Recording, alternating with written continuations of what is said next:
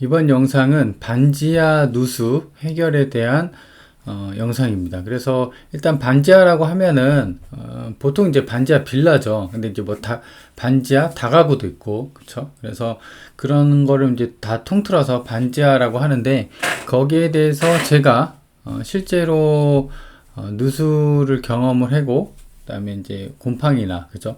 당연히 물이 새면은 어떤 원인으로든 물이 새면은 곰팡이나 이런 게 습기에 또 취약하고 냄새에 좀 나죠. 그래서 그런 부분을 좀 해결한 어떤 저의 실제 경험을 토대로 말씀을 드려볼 겁니다. 그래서 실제 뭐 부동산 투자나 저 같은 경우는 이제 경매로 투자를 많이 하거든요. 그래서 그런 부분에 대해서 관심이 있으신 분들은 해당 영상 끝까지 보시면 도움이 될 겁니다.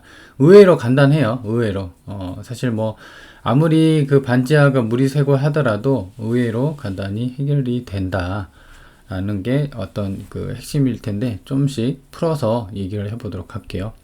그래서 이제 보시면 이제 사진이 썸네일인데 요게 이제 사실 수리 전 상황이고 이게 이제 수리 후인데 모자이크 처리를 했어요. 뭐 보나마나 깔끔하게 됐겠죠. 그래서 그런 부분인데 일단 하나씩 짚고 넘어가도록 해보도록 하겠습니다. 그래서 일단 근본적인 원인이 있어야 돼요. 원인을 해결을 해야 됩니다. 그러니까 이제 근본적인 거라는 거는 일단 반지하가 물이 새잖아요. 외부에서든 뭐 바닥에서든 올라오든 간에 좌우지간에 물을 잡아야 됩니다. 그래야지 그 다음에 2차적인 뭐 환기나 뭐 제습을 통해서 혹은 이제 도배나 어떤 이제 장판을 통해서 그렇죠. 그 습기가 잘 안 올라오는 그런 시공을 통해서 이제 말끔하게 해결할 수 있는 부분인데 중요한 거는 근본적인 그러니까 물이 새는 원인을 정확히 잡아야지 해결이 된다는 거죠. 그래서 일단 근본적인 원인은 물이 어디서 새는지를 봐야 돼요. 그렇죠? 구체적으로. 그래서 일단 이 영상에서는 기타 어떤 이제 그 바닥이 물이 차고 뭐 어떤 이제 근본적인 해결이 아닌 제 부차적인 뭐 시공 방법도 다양하게 있을 겁니다.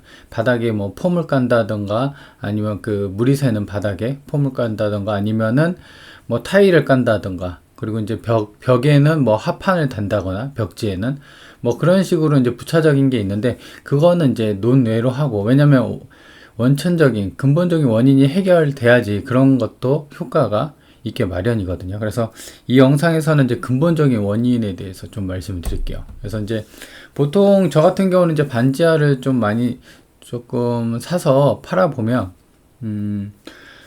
보통 이제 샀을 때 매입을 했을 때 건물이 그 오래된 게 좀 많아요. 저 같은 경우 이제 경매로 좀 샀는데 외벽에서 건물 외벽에서 노후되다 보니까 이런 식으로 사진 보이시죠? 그래서 이런 식으로 이게 반지하거든요.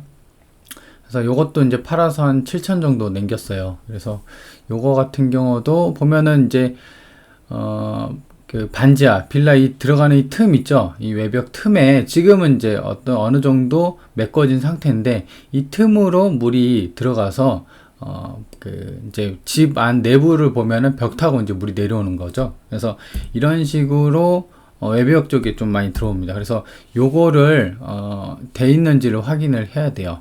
안 그러면 이제 비 올 때 물이 차서 이쪽으로 좀 다 들어오는 경우가 있거든요. 그래서 양 사이드에 그렇죠? 양 사이드에 물론 이제 이게 원인이 아닐 수도 있어요. 그래서 이제 보통은 이제 건물이 오래되고 하다 보니까 이런 보수에 대해서 좀 이제 잘 안 하는 경우도 있거든요. 그래서 필히 요거를 해야 된다. 그러니까 이제 벽하고 외벽하고 만나는 이 사이 틈을 메꿔줘야 된다는 거죠. 그래서 일단은 이제 요걸 해야 되고, 근데 중요한 거는 이거를 뭐 안 해도 그러니까 원인이 다른 데 있을 수가 있어요. 그래서 이제 원인을 좀 찾아야 되는데 중요한 거는 비가 왔을 때, 그래서 지금처럼 비가 많이 왔을 때 어디서 새는지를 좀 확인을 해야 된다는 거죠. 그래서 일단 이제 중요한 거는 수리의 순서는 먼저 수리를 하는 게 아니라 원인을 찾아서 수리를 해야 된다는 거죠. 그래서 지금같이 요거 보이는 거 같은 경우는 제가 경매로 샀을 때 이미 이렇게 돼 있었어요. 그렇죠? 그래서 요거에 대한 원인은 아니었다. 물론 이제 해당 이 빌라 같은 경우는 반지하 같은 경우는 뭐 워낙 이제 좀 수리를 잘 해놔서 뭐 따로 손볼 데가 없었거든요. 그렇죠? 그래서 하나의 원인으로는 이렇게 될 수가 있다. 그래서 비가 올 때 정말 외벽을 타고 들어온다고 하면은 여기를 좀 막아야 된다라는 게 어떤 포인트고, 두 번째로 이제 많이 그 반지하에서 물이 새는 것 같은 경우는 바닥에서 물이 올라옵니다. 그러니까 무슨 말이냐면 지금 이게 또 이제 다른 반지하거든요. 그래서 요거 같은 경우는 이미 이제 바닥에 물이 한가득 찼죠. 그래서 보시면 문턱, 그러니까 엑셀 파이프가 이쪽으로 들어가죠. 보일러 배관인데. 그래서 요게 보일 정도로 문턱이 상하고 물이 차올랐죠. 여기 이제 베란다입니다. 베란다도 마찬가지로 물이 차올랐죠. 그쵸? 여기도. 그래서 일단은 요거 같은 경우는 지금 물이 이렇게 차오르는 원인은 그거에 있습니다. 그러니까 이제 반지하가 보통의 그 땅보다는 낮게 형성이 돼 있죠. 그래서 이제 물 같은 경우는 높은 곳에서 낮은 곳으로 흐르죠. 그렇기 때문에 땅 수위가, 그러니까 이제 그 물이 흐르는 수위가 일반 땅보다는 반지하가 더 낮아요. 그래서 이쪽으로 물이 다 고이는 거거든요. 왜냐면 물은 높은 곳에서 낮은 곳으로 흐르기 때문에. 그래서 막 이런 식으로 물이 많이 고여 있던 빌라도 있었습니다. 근데 이제 이거는 어떻게 잡았냐고 하면 간단합니다. 이것도 마찬가지로 지금 이제 보면 이렇게 좀 구멍이 파져 있죠. 근데 여기는 아니에요. 여기 이제 안방 베란다인데 이쪽 베란다를 가로 세로 뭐 어느 정도 구멍을 좀 팝니다. 그래서 한 깊이는 한 50cm 됐을까요? 그리고 이제 가로 세로도 대략 요 정도 크기가 대략 한 50cm 될 겁니다. 그래서 요 정도 구멍을 더 파요. 그러면은 일반적인 땅의 수위, 화살표 보세요. 일반적인 땅 수위는 여기죠. 그리고 반지하 수위는 여길 거란 말이에요. 그래서 비가 오면은 물은 위에서 낮은 곳으로 오기 때문에 여기가 더 높으니까 이쪽으로 물이 차오르는 거예요.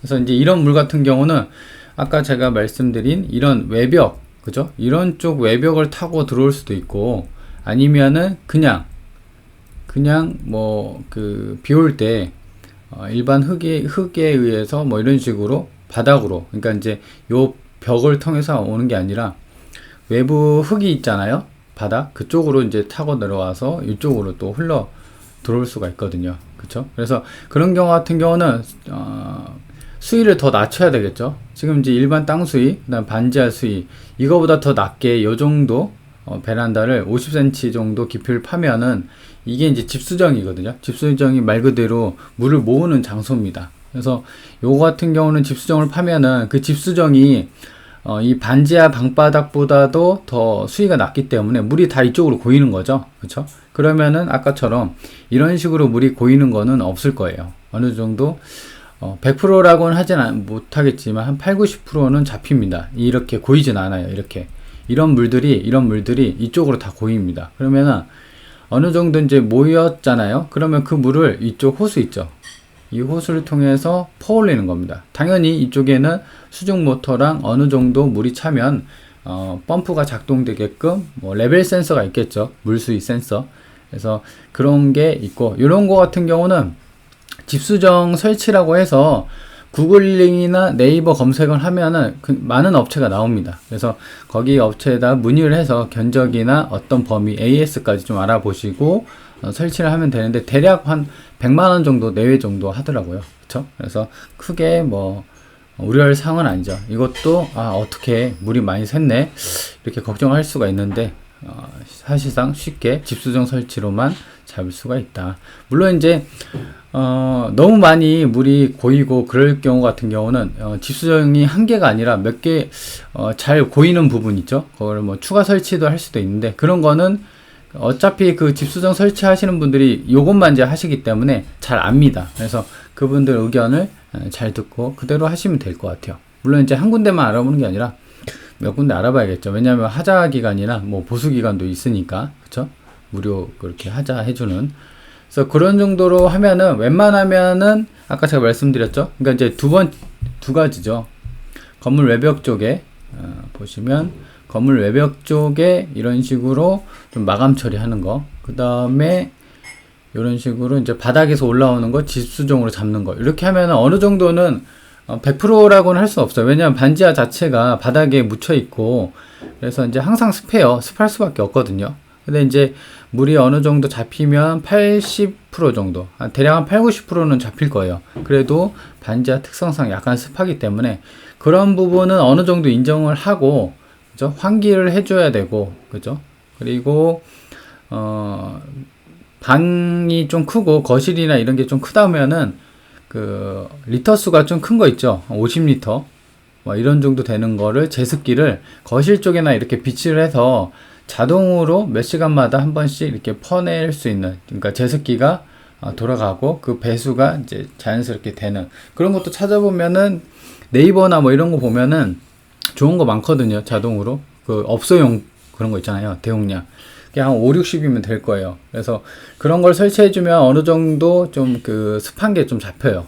예, 그리고 나서 문도 좀 잘 열어주고, 특히 이제 평소 때는 상관없는데 이렇게 이제 장마철 습하고 이럴 때, 그리고 눈 올 때, 비 올 때, 이럴 때만 좀 환기 잘 해주고 제습기 가동만 잘 해주면 어느 정도는 잡힙니다. 그쵸? 그래서 그리고 이제 또 한 가지는 이제 아까 제가 말씀드린 것처럼 그래도 좀 껄끄럽고 그러면은 도배장판을 그 어떤 제습에 물에 강한, 그러니까 이제 벽지 같은 경우는 합판을 대고 막 하는 경우도 있거든요. 그래서 이제 그렇게 뭐 하드보드지 아니면은 그 벽지에 폼을 한 겹을 두고 벽지를 바르는 경우도 있고, 바닥 같은 경우는, 방바닥 같은 경우는 습기가 그 뭐죠? 그 일반 장판 같은 경우는 습기가 차서 그 장판에 물방울이 좀 생기는 경우도 있어요. 그렇죠? 근데 그런 경우 같은 경우는 물론 이제 문 잘 열어두고 하더라도 어느 정도 있긴 마련인데, 그게 또 싫으면은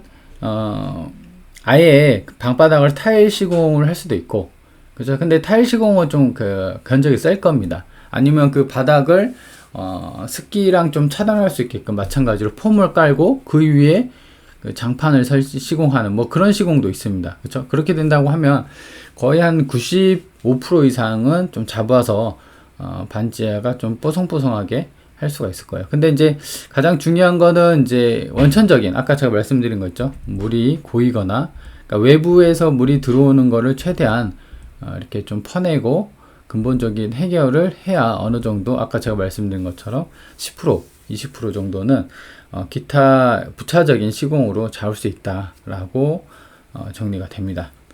자, 그러면은 이제 이번 영상에서 제가 실제로 반지하 누수에 대해서 해결한 부분에 대해서 실제 경험한 것을 토대로 한번 설명을 드렸습니다. 자, 그럼 여기까지 하고요. 좋아요랑 구독하기 꼭 한 번씩 눌러주세요.